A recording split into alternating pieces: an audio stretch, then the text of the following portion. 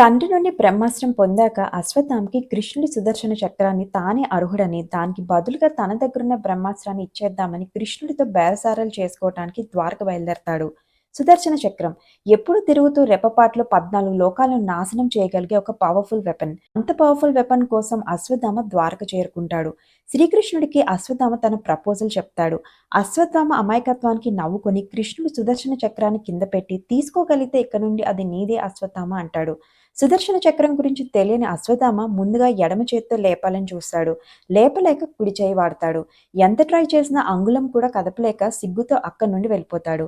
ఇలా ముందు చూపు లేకుండా తనను తాను కంట్రోల్ చేసుకోలేడు అని తెలిసే ద్రోణుడు కన్న ప్రేమతో అశ్వత్థామకి బ్రహ్మాస్త్రాన్ని ఇచ్చినా దాన్ని ఒక్కసారి మాత్రమే వాడగలిగేలాగా నేర్పించి ఉపహరించుకోవటం మాత్రం నేర్పించడు. అందుకే కురుక్షేత్రంలో బ్రహ్మాస్త్రాన్ని వెనక్కి తీసుకోవటం తెలియక పాండవుల మీద కక్షతో ఉత్తర కడుపులోని బిడ్డ మీదకి మలిచి కృష్ణుడి శాపానికి గురవుతాడు.